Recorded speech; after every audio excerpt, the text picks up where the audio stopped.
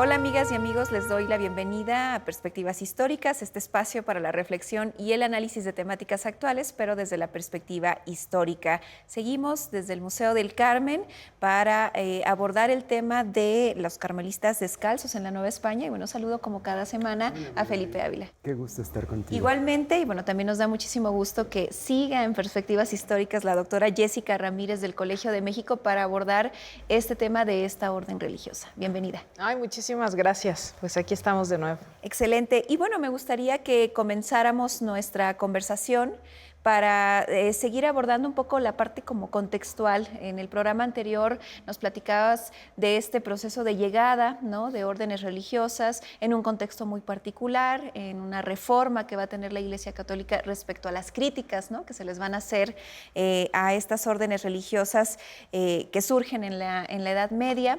Platícanos un poco de estas órdenes religiosas, de estas nuevas órdenes religiosas, producto de esa reforma que llegan a la Nueva España y el contexto general en donde se sitúan.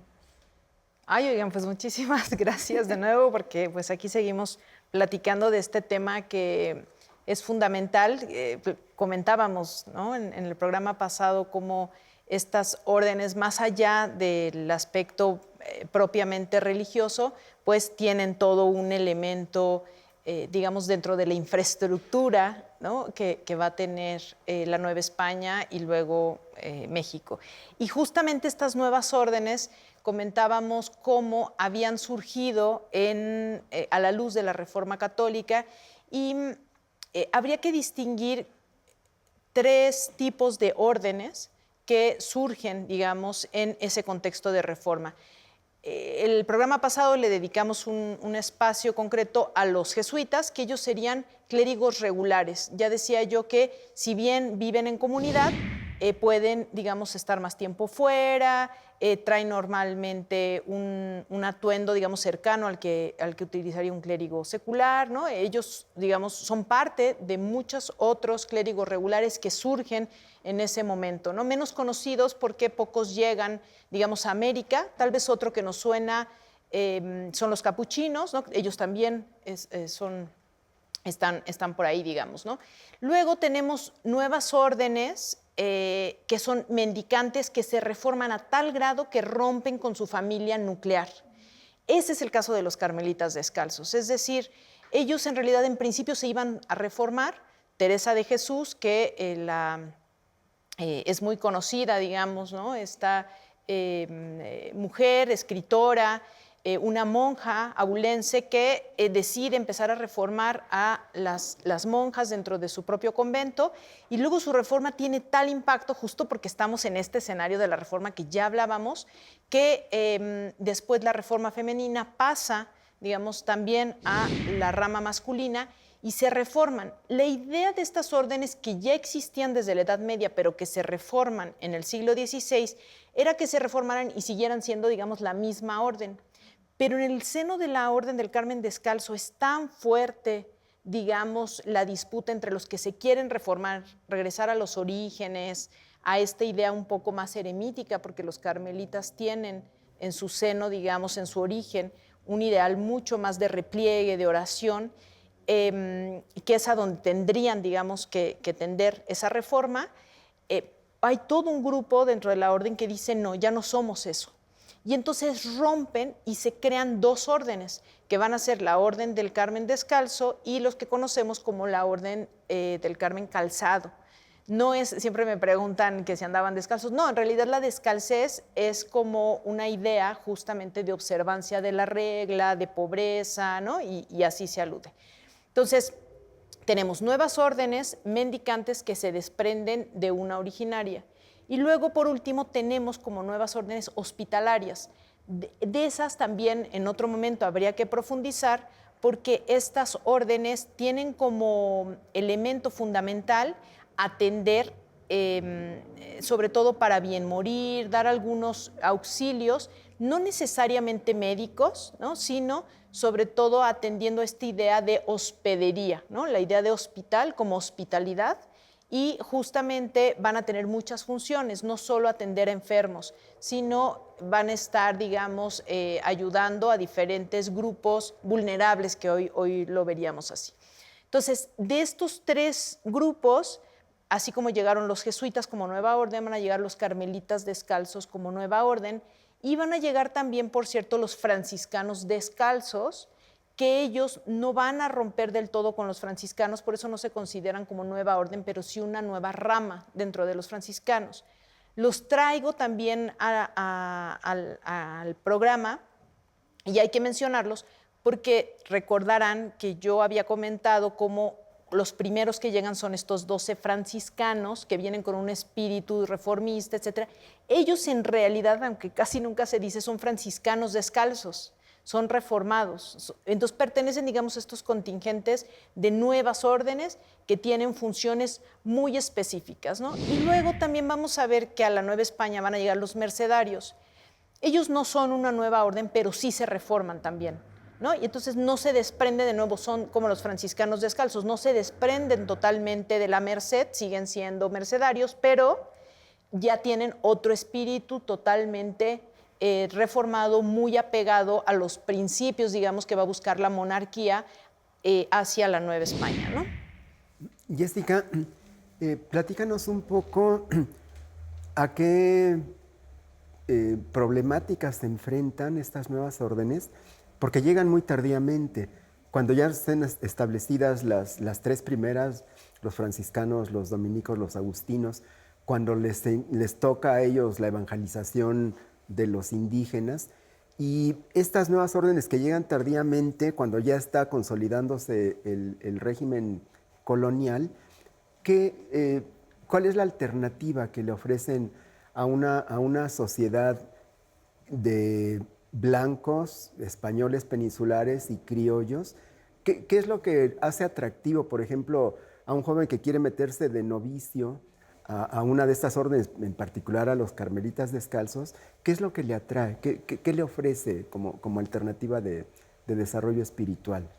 Claro, cada una de las nuevas órdenes va a ofrecer algo distinto, ¿no? Entonces, yo creo que podemos ejemplificar con el Carmen Descalzo, porque van a ser una orden muy particular. La orden del Carmen Descalzo, ya decía yo que tiene en su origen esta idea más de repliegue, de oración, mucho más cercanos a la espiritualidad. Y eso es fundamental porque una de las grandes promociones de la Orden del Carmen en la Nueva España va a ser su contacto y su cercanía con Dios. De hecho, su cronista en el siglo XVII escribe una frase que creo que representa mucho ese espíritu carmelitano, que dice: el trato con hombres hace humanos, el trato con Dios hace divinos. Lo que estaba queriendo decir es que todas las demás órdenes se relacionaban mucho con los hombres y estaban muy en contacto, y entonces eso los hacía como más mundanos. Pero el Carmen, muy distinta, más bien como se la pasaba en constante oración y en contacto con Dios, estaban ellos más cercanos a la divinidad. Este mensaje va a ser fundamental porque lo que van a ofrecer es que si tú, digamos, das una limosna al Carmen, vas a ser probablemente más escuchado que alguien de otra orden, porque vas a tener, digamos, mucho más cercanía a la divinidad, ¿no? Y entonces eso va a ser muy importante porque las familias ricas, españolas, van a querer meter a sus hijos al Carmen, ¿no? Tenemos novicios, y de hecho tenemos pinturas que retratan a frailes carmelitas de familias pues bastante acomodadas, digamos, en la Nueva España, justamente por eso, ¿no? Hay que recordar que un miembro de la familia normalmente entraba a alguna de estas órdenes y lo que iba a ofrecer tener un hijo en la Orden del Carmen era justamente esta vinculación y esta cercanía con lo divino para que orara. Recordar que en ese entonces la salvación del alma era lo más importante, ¿no? Todos sabemos que, digamos, en ese contexto, cuando morías, pues ibas a pasar por el purgatorio, ¿no? Y entonces, según tus acciones, tus obras, ¿no? Ibas a pasar un número de años en el purgatorio, no sé, 100, 50, yo qué sé. Pero si tenías a alguien que estaba orando por tu alma para que fuera sacada del purgatorio, ibas a estar menos tiempo ahí. Y hay que recordar que el purgatorio, pues como lo dibujan y como se describe, ¿no? Basta pensar en la pintura del Bosco, en fin, es terrible. Y entonces el miedo que eso generaba, imagínense lo que es decir, bueno, voy a tener a alguien que va a estar orando por mí, que va a ser escuchado y que probablemente mi alma va a salir más pronto del purgatorio para por fin descansar, ¿no? en el cielo, ¿no? Dentro de lo que se consideraba en esa época. Vamos a hacer una pequeña pausa, Jessica, Felipe, y les invito a que me acompañen a ver una invitación por parte de la directora del Museo del Carmen, aquí donde estamos, de la doctora María del Amparo Clausel, sobre una exposición a la que queremos invitarles. Buenas tardes. Pues a mí como directora de este museo me toca invitar a todo el público y a cada uno de ustedes a que asistan a esta exposición 7 altares de dolores. Corazones de luto de María y José. ¿Por qué María y José? Porque José también sufrió. Creemos que en ese tiempo el hombre no sufría y hasta la fecha el hombre también sufre la pérdida de un hijo. Va a estar interesantísima esta exposición. Tenemos 7 altares por todo el museo. Entonces van a poder recorrer todo el museo hasta que encuentren un altar. Va a estar con una señalización de un corazón para agilizar el movimiento de la visita a los 7 altares. Es muy importante esta exposición porque la última sala la actualizamos. Es una actualizada del siglo XXI, donde mostramos también que la mujer ahora sigue sufriendo. No nada más María sufrió con la muerte de su hijo. La mujer ahora, en estos tiempos, ese dolor en el alma como lo tenía María. Es una pérdida de un hijo, un secuestro, un atropello, no nada más cosas que maten. También los hombres sufren por el fallecimiento de un hijo. Entonces los invitamos a estar aquí, a que nos acompañen. La exposición va a durar todo el tiempo de Cuaresma y tal vez un mes más. Los invitamos a que nos acompañen. De verdad van a estar viviendo otra vez nuestras tradiciones. Aquí los esperamos con mucho cariño y los brazos abiertos.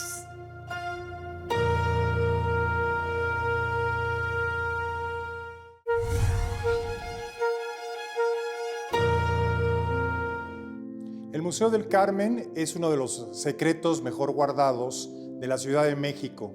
Tiene una colección de pinturas de artistas virreinales de la mejor talla, como Villalpando, del cual poseemos algunas de las mejores obras, que en este caso fueron hechas especialmente para adornar esta sacristía. A diferencia de otras de las pinturas que conocemos de este gran pintor, podemos encontrar las resoluciones muy intimistas que logró justo para que los sacerdotes que llegaban a este lugar pudieran prepararse para decir la misa. Estamos frente a una de las obras más importantes de la colección, que nos habla de las devociones particulares de este colegio de carmelitas descalzos. Se trata de San José, que en esta ocasión está representado de pie, con una espada que le atraviesa el corazón en símbolo de los dolores que padeció en su vida. Alrededor podemos encontrar a varios ángeles que portan cartelas con cada uno de los 7 dolores. Él se muestra de pie y tiene la vara florida que lo caracteriza. Esta vara es la que floreció cuando él fue elegido esposo de María. Los esperamos en este museo para que puedan admirar esta y otras obras.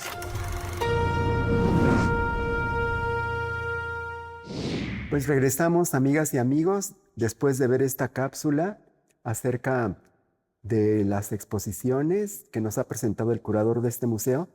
Jessica, platícanos un poco cómo llegan los carmelitas descalzos a la Nueva España, dónde se establecen, cómo crecen, cómo se organizan, cuál es un poco su evolución y si quieres también comenzar a platicar, ¿por qué son tan importantes en este lugar en donde estamos, en San Ángel, en el sur de la Ciudad de México, en donde no se entiende esta región sin el convento carmelita? Claro. Sí, los carmelitas tienen una historia sobre todo de llegada que a mí me parece apasionante. Luego digo que no necesitamos inventar mucho de guiones de película, ¿no? Siempre la de los carmelitas me la imagino así, porque comentaba ya que había rencillas dentro de la orden, pero aun cuando ya Teresa de Jesús como figura logra crear a la Orden del Carmen Descalzo, todavía no es una orden totalmente independiente, pero bueno, ya funciona, digamos, en cierto sentido, con cierta autonomía. Muere Teresa de Jesús y sus dos, vamos a decir, manos derechas, eran dos. Uno tiende a la parte del activismo y el otro es el que lleva consigo la batuta de la contemplación. Y entonces, al final, el que queda como sucesor de Teresa de Jesús es el que quiere el mayor activismo. Hay que recordar que entonces la corona de España también toma la de Portugal. Lo digo porque la primera misión a la que van a mandar a este Carmen Descalzo va a ser a África, ¿no? A diferentes puntos, al Congo. No funcionan estos intentos de misión que se hacen por allá. Y entonces este sucesor de Teresa de Jesús, que es el padre Gracián, dice hay que mandarlos a la Nueva España.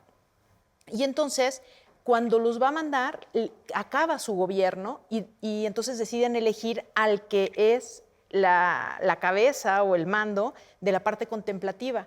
Y él dice, no, ya no va a ir nadie, digamos, ¿no? De misión, porque nos vamos a dedicar, nuestra reforma tiene como espíritu y esencia replegarse, no andar en misiones. Entonces ya no iban a venir los carmelitas. Pero de pronto, como él está en Roma y se tiene que trasladar, en lo que se traslada Gracián se toma la licencia de decir que salgan y toman el barco y se van. Pero en realidad ya no le tocaba porque él ya no gobernaba, digamos, al Carmen. Entonces, cuando llega Doria, que era el otro, está muy enojado y dice, esa misión se va sí, claro, ¿no? La vamos a quitar porque esa no es la esencia de lo que quería nuestra Madre Teresa de Jesús.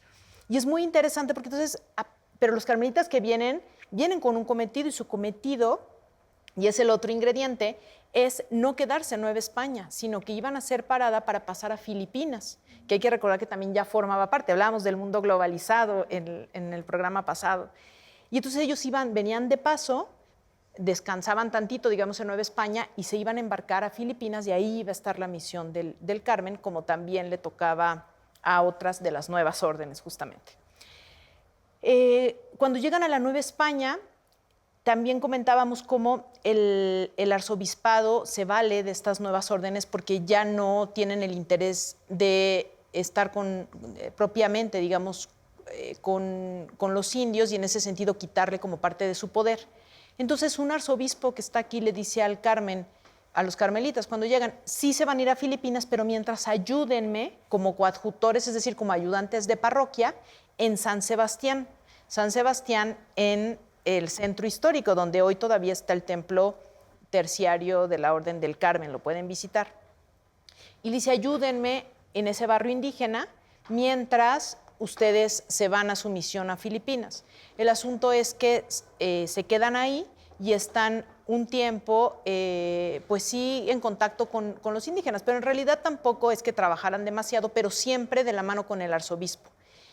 Al final de cuentas, como ellos saben que si se mueven, al final van a destruir su misión, deciden quedarse ya en el Carmen. Y ahí, digamos, es su primer emplazamiento. Muy pronto a ellos no les interesa dedicarse a adoctrinar indígenas y entonces pasan esa doctrina a los agustinos y ellos ahí se quedan con su convento. Y entonces en el convento empiezan, digamos, a hacerse de cierta fama, justamente a partir de ser intercesores, de no trabajar con indios, ¿no? En fin. Y luego muy pronto fundan en Puebla y luego empiezan, digamos, un poco, lo que les interesa muchísimo es fundar rápido 5 conventos, porque 5 conventos les permitía decir que ya eran una provincia autónoma en Nueva España. Esto para que la misión no se diluyera, porque ellos sabían que Doria quería ya no mandar refuerzos y que simplemente se extinguieran. Y entonces, muy pronto, en un lapso de prácticamente 5 años, fundan en Puebla, fundan en lo que era Guadalajara, fundan en Valladolid. Si se fijan, están moviéndose hacia la frontera, digamos, de lo que era el virreinato, ¿no? Ya decíamos que estas nuevas órdenes están fortaleciendo estas villas y ciudades nuevas, y lo logran, es decir, logran estas 5 fundaciones. Uno de los elementos que les piden para formar esta provincia y hacerse semiautónomos es que tienen que tener colegio, es decir, donde van a educar a sus miembros, y novicios, bueno, noviciado, que es donde van a, pues justamente a formar a los nuevos carmelitas. El noviciado lo ponen en el Carmen, en el centro, y el colegio, después de muchos avatares, lo van a fundar aquí. Por eso, en realidad, este es fue, ¿no?, el colegio de la Orden del Carmen, o el colegio de San Ángel, lo que es como se le conoce, de ahí el nombre de la zona, ¿no? Y así va a empezar una historia muy ya de consolidación de la orden, porque ellos dicen, ya no nos vamos de misión, ¿para qué nos vamos a Filipinas? Y se quedan en la Nueva España, ya tomando, digamos, el precepto que quería Doria, que es como de repliegue, de oración, en fin, pero ya habiéndose consolidado en ciudades de españoles, que eran los que van a nutrir tanto en recursos humanos como en recursos materiales sus diferentes emplazamientos y conventos a lo largo y ancho de la Nueva España. Y Jessica, un poco retomando lo que te decía Felipe, digamos, en lo que tiene que ver con San Ángel, ¿no? Esta región, ¿cómo incide y cuál es la influencia o la forma en la que también se desarrolla, ¿no?, este espacio de la ciudad al vínculo con los carmelitas? Sí, y ahí vendría otra parte de la novela, ¿no? Digamos, no, o sea, de su propia historia. Cuando ellos llegan aquí, los dominicos ya tenían aquí un establecimiento, que lo tenemos literal enfrente, que es San Jacinto. De hecho, a toda esta área se le llamaba San Jacinto por los dominicos, ¿no?, que es uno de los padres, digamos, y santos cercanos, digamos, a la orden dominica, ¿no?, una de las advocaciones, perdón, que ellos promovían. Cuando llegan los carmelitas, ellos intentaron fundar aquí, pero luego los dominicos les dijeron no pueden estar aquí y los echaron. Varias veces, o sea, fue un intento. De hecho, la fundación de este lugar sí llevó un proceso de bastantes años, ¿no?, de unos 6, 7 años más o menos, porque los rechazaban y los rechazaban, y ya les habían donado aquí este predio. Bueno, no todo el predio, sino un pedacito, ¿no? Al final, un poco con ciertas argucias, dicen, pero es que es un colegio, no vamos a hacer competencia con los dominicos, porque nosotros no vamos a tener templo hacia la calle, es decir, no vamos a recibir limosnas porque no vamos a recibir gente de fuera. Y poco a poco, digamos, logran el permiso, esa licencia, y logran establecerse arguyendo que esto es un colegio, que no es un convento con iglesia pública. Por supuesto que muy pronto el colegio se va haciendo de cierta fama, se vuelve una iglesia pública, o sea, sí tiene iglesia pública al final de cuentas, y eso lo que va a generar es que van a tener cierto renombre, porque, como ya decía, los carmelitas ofrecían algo muy distinto a lo que ofrecían el resto de las órdenes, que era esta cercanía, digamos, con la divinidad. El colegio del Carmen, que pocas veces lo vinculamos, se relaciona totalmente con el desierto que ellos van a poner acá en Santa Fe. De hecho, todavía tenemos el camino Desierto de los Leones, porque literal bajaba por acá, o sea, ¿no?, lo ubicamos. Y el asunto es que van a ser como una especie de mancuerna entre la promoción que va a hacer aquí el Colegio de San Ángel, y va a tener tal riqueza que se va a ir extendiendo y va a irse agrandando a tal grado que nosotros vamos a conocer la zona como San Ángel. Vamos a olvidar totalmente que la zona se llamaba San Jacinto, y cada vez van a tener mucho más patronos que van a participar aquí. Y la otra cosa, sin la que no podemos entender al Carmen, que es el gran huerto que van a establecer y que todavía ocupa parte de las colonias de Chimalistac. Y para ir cerrando, Jessica, preguntarte un poco, bueno, creo que tenemos muy claro que son órdenes masculinas, ¿no? Y en ese sentido, algo que también está como mucho en la memoria colectiva es las carmelitas descalzas, ¿no? Las monjas. ¿Qué relación tienen? ¿No hay relación? ¿Cuál es la diferencia? Platícanos así en breve un poquito al respecto.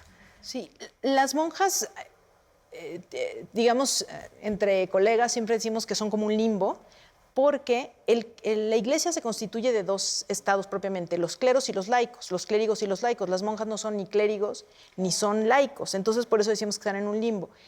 Pertenecen al mismo carisma de la orden, pero funcionan de manera muy distinta y de hecho normalmente no están sujetas a las autoridades de la orden, sino que están sujetas más bien a la autoridad episcopal de manera general, nada más para tener esa diferencia, y por eso pues le tendríamos que dedicar otro programa a las monjas carmelitas, que además en el caso del Carmen van a ser fundamentales justamente porque la reforma es la única reforma que se desprende de una mujer, la del Carmen descalzo. Claro, y justamente por eso te preguntaba, pues te agradecemos muchísimo, Jessica, que nos hayas acompañado para hablarnos de las nuevas órdenes religiosas, pero en particular de los carmelitas descalzos en este espacio tan hermoso y tan emblemático de esta historia que nos has platicado. A ustedes les agradecemos su compañía y los esperamos en una emisión más de Perspectivas Históricas. Hasta pronto.